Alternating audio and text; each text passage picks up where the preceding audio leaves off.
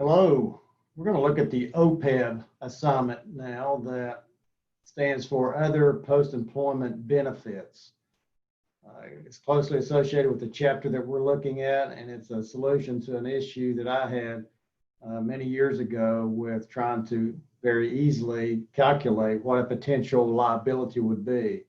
So this exercise not only uses Excel to give you how to calculate something very quickly, but also, and year after year after year, but also, how does this apply to Chapter 13, which we finished several weeks ago, and whether or not to record a liability or whether or not just to disclose it. So keep that in the back of your mind. Do I make a journal entry, or do I just disclose it, or do I do anything? Remember those three options in Chapter 13? So when you're making those journal entries that I'm going to talk about here at the end, make sure you understand Chapter 13, because that's a key part of this. Let me go ahead and share this particular problem here, or this file on out there in your D2L content. What you see here, let me make this larger. Hopefully I'm sharing this. Let me make sure. Yeah.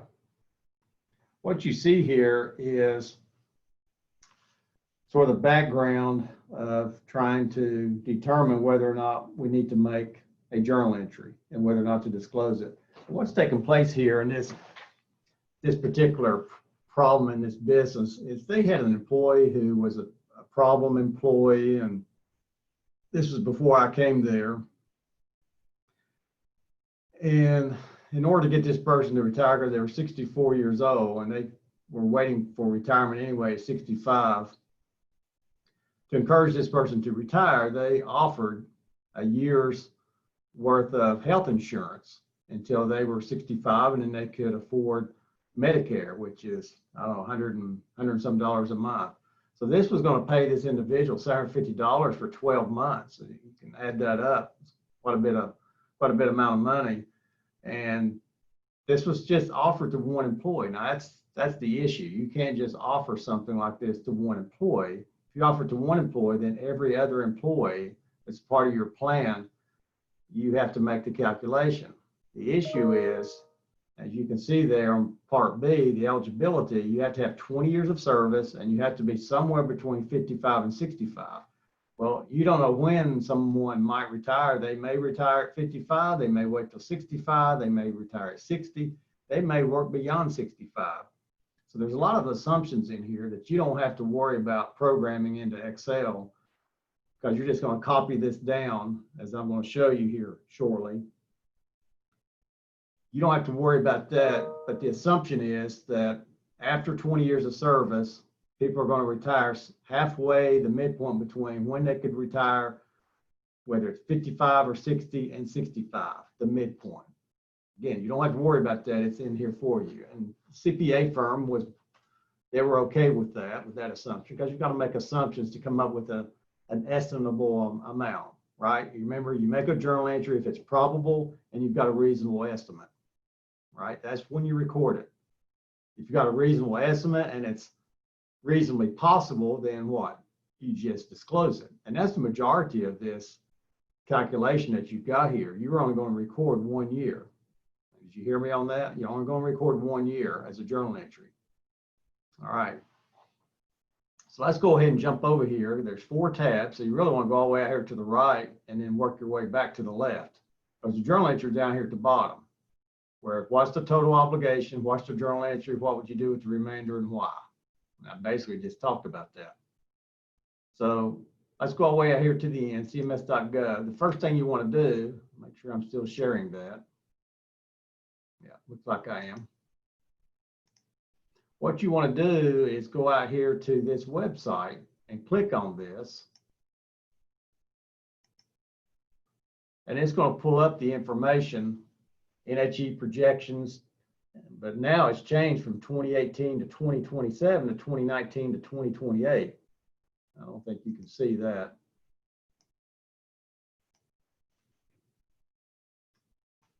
The instructions say to go out here to this NHE projections 2019 through 2028. But if you look back on the spreadsheet, it says 2018 to 2027. So instead of me updating this video every semester, which is what I've been doing, I'm going to give you what those numbers are. So the numbers you need to plug in here, let's go ahead and click on this. And once we click on that, it's going to give us a table here somewhere.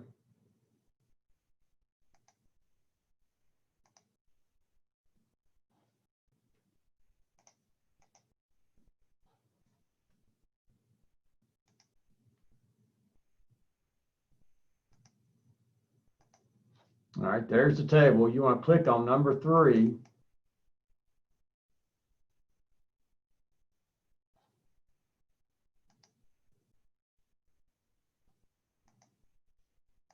And what pops up is this table here. And this is right off of Medicare website. So if we go down on this column, go down the page on this column where it says private health insurance down to the bottom, what it's got here is projection. It's 3.8, 5.2. I may have enable editing here, I'm not sure. 3.8, 5.2, you want to do the first 9 of those, all right? But again, I'm going to give you these numbers because they're going to change in future semesters. You're going to ignore the last one because, again, this table gets updated on a regular basis. So you want to plug in 2019 through 2027 in your actual spreadsheet. So let me share that spreadsheet here.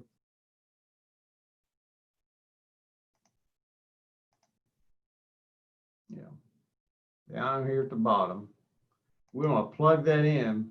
See, I've already got 4.5 in there. You want to copy and paste those numbers for those remaining 9 years. So you got 10 years. That's what Medicare does and Medicaid. They project what healthcare costs are going to be in the future, and that's what you're using. You're using data out there from this particular website to do your analysis.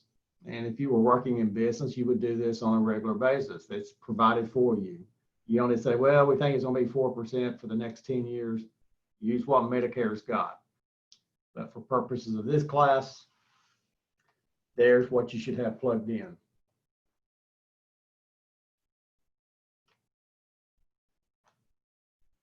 All right. Benefit calc, what did we say the first year's wages were, or first year's premium is going to be per month? $750. The next part, which is part of what this exercise is for, is to link these tabs together. The old days, you didn't have tabs, you had files you had to link together, but now you basically have 4 files here in one. So you want to do an equal to, and then click on CMS Gov 2018 and divide backslash by 100. And that's going to give you 0.045 because that's what you want to use in your calculation. Then you want to copy this down through 2027, right? And right click and paste. Then we get to 2028. That's where, I mean, Medicare, they don't know what it's going to be after 10 years. So we've got this exercise that's going all the way through 2055 to extrapolate on what the potential payout's going to be for all of these 49 employees that you've got in addition to the one that you decided to give a special payout. So you want to do equal to average and average the first 10, and that gives you a number. Now you don't want a rolling average, so what you want to do is just do equal to that, and then you can copy 2029 all the way to the bottom. That's probably the easier way to do that.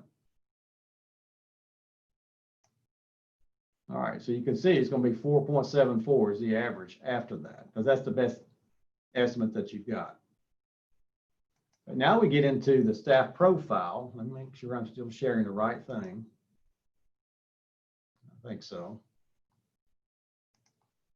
We get into the staff profile. This is where the heavy lifting is going on. You can already see it's populated what your total should be for these first 2 employees. So the first 2 employees are done for you.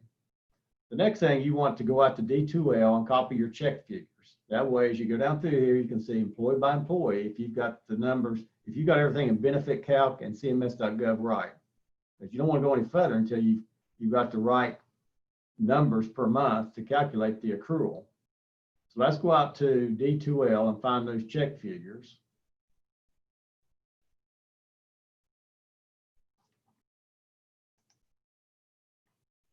let's see here.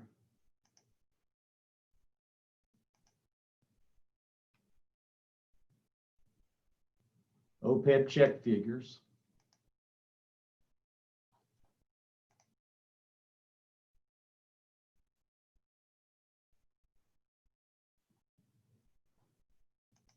Let me share that screen.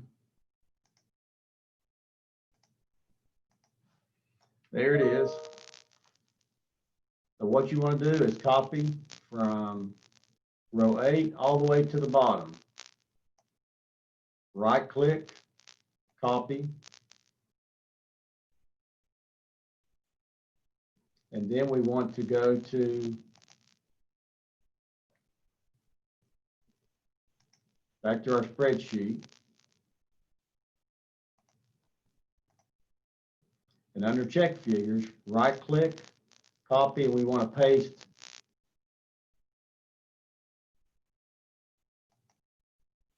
what the number should be all the way to the bottom. Make your column a little bit wider by left clicking and spreading that like that. So we should have an accrual of 500, well, we should have a potential accrual, right? An obligation of $529,561.35. That's the potential obligation. All right, then I want you to do just a simple equal to column AY minus column AZ. And I'll see that's 0. That means we got these numbers in there, right, don't we? And then copy all the way to the bottom of the page. So if we go down through here for each employee, once you got zeros out here, it means you're right. It's correct. All right, so what's going on over here? We've got all these employees, their date of birth, their hire date, all that's important. Again, you got to be between 55 and 65 years of age, and you've got to have 20 years of service in. So the heavy lifting's been done here in doing the calculation. So all you need to do then, next, and you can sort of look at that if you're inquisitive to see what's taking place here in this, but you need to then copy either row 9 or row 8, copy that all the way to the bottom. Like that. So you don't have to worry about doing all this heavy lifting in here. It's done for you. All right. The next thing is, what I should have done, I didn't need to copy that column. You need to zero that out, just delete that. Because you are going to have to manually look at each of these and figure out when would this potential payout start, right? When does it start? Well, it says the midpoint is 4/3/2020 for this first employee. Make sure I'm sharing the right thing.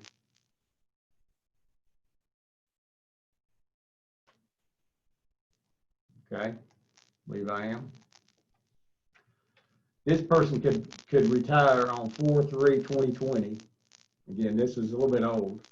And if that's the case, their insurance is paid by the company through the end of April. You have to pay the first day of the month for the entire month. So 4/3/2020 says, beginning May 1, the first day of the next month, I potentially would have to pay this individual's healthcare premiums. All right, the next one, 7/1, if they retire on 7/1, July is paid, so 8/1. All right, what would 6/18/2023 be? That would be 7/1, right? 2023. About 4/23, that would be 5/1, 2026. Get the gist of it? 5/1, 2027. All right, you would do that on every employee to know when this potential accrual would be. Now, I had one student a couple of years ago that actually did all this, put in some formulas to actually calculate this for you. All right, so this is the next part that sometimes maybe is a little bit harder to understand than it should be. This company was on a June 30th fiscal year end, slow time of the year, fiscal year end. So anytime you're making an accrual, you got most of the time, unless it's somebody who's like this one here, 7/1/2023, all of that's going to be one fiscal year. But if you've got this going across fiscal years, then you have to make a manual calculation from one year and put the rest in the other year. For example, this person here, 5/1/2020. All right, 6/30/20 is the fiscal year end. So they've got what, 2 months left in 2020, and they've got 10 months in 2021, right?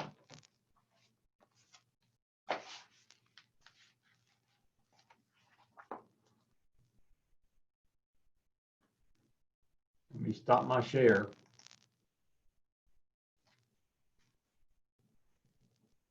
This person has 2 months in 2020. 6/30/20 fiscal year end means that fiscal year end, it's not calendar year, it ends there. So you want to make a calculation for 2 months in 20 and the other 10 months, because this is all 12 months. The other 10 months are going to be in 2021. All right, so if you go back and look out here to the right, let me share that wherever my share screen is.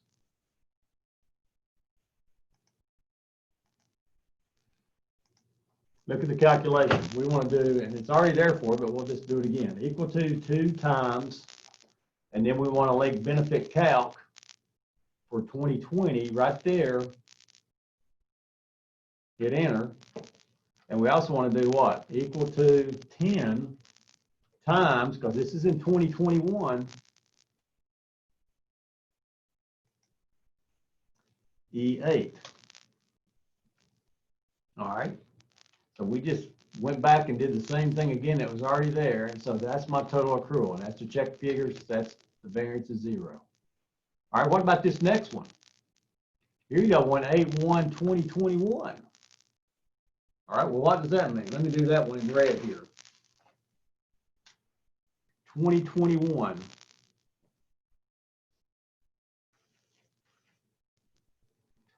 So if the fiscal year starts on July 1, so now you've 1 month into 2022, aren't you? So you got 11 months in 2022. You got 1 month. Let me do that on a clean sheet.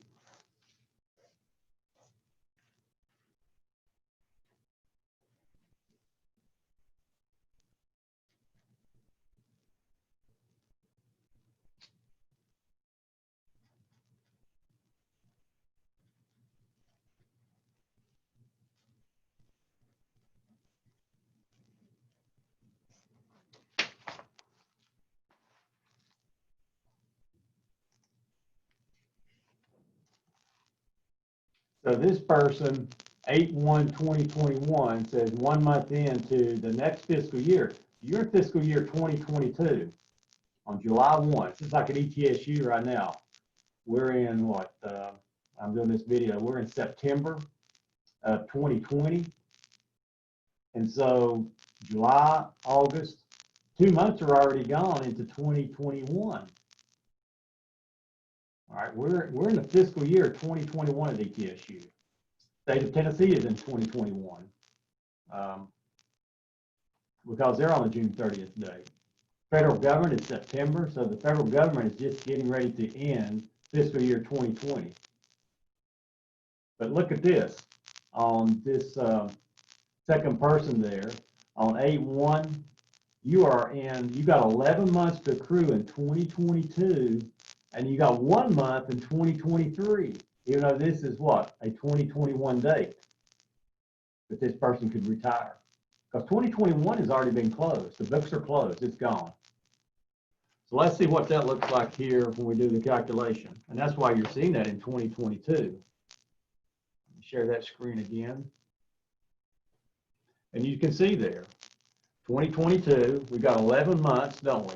Equal to 11 times, months, equal to 11 months times, find 2022 over here, right there, hit enter.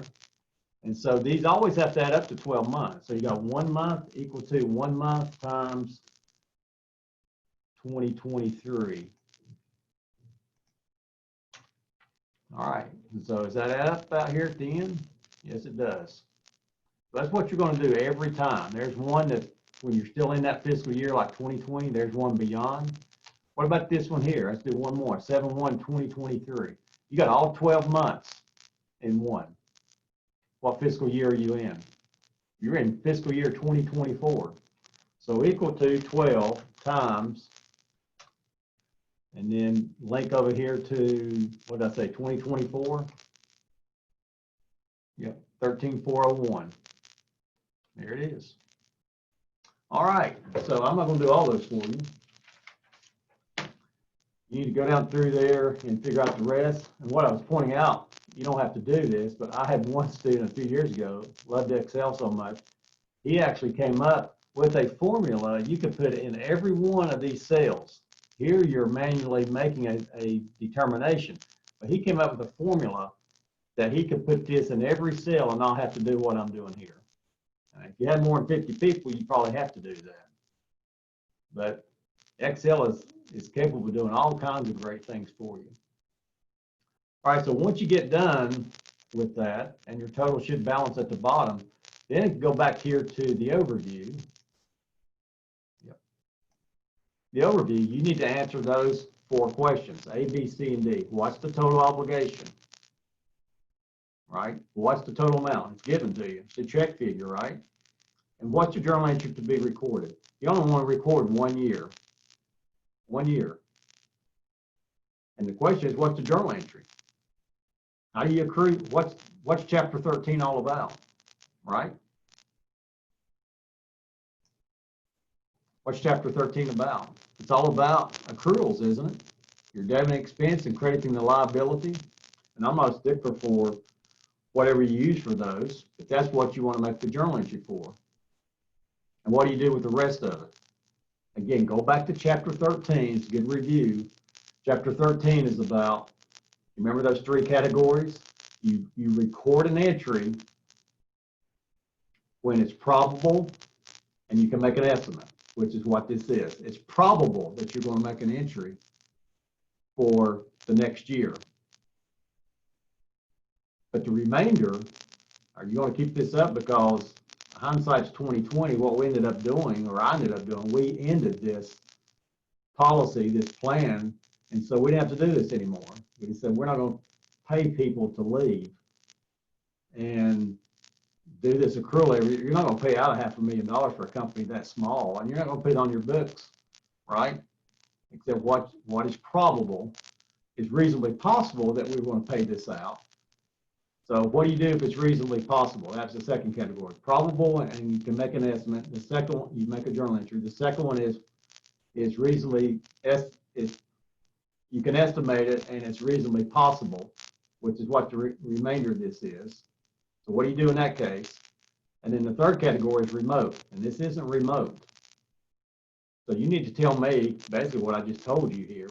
But go back and read chapter 13. Look at that PowerPoint, because there's a couple of slides in there that I go over back in chapter 13, because you need to learn how stuff like this from this chapter fits back with what's in chapter 13. Because I told you chapter 13 and chapter 8 in this textbook is what you're going to spend most of your time as an accountant doing. Recognizing revenue, matching expenses with that, right?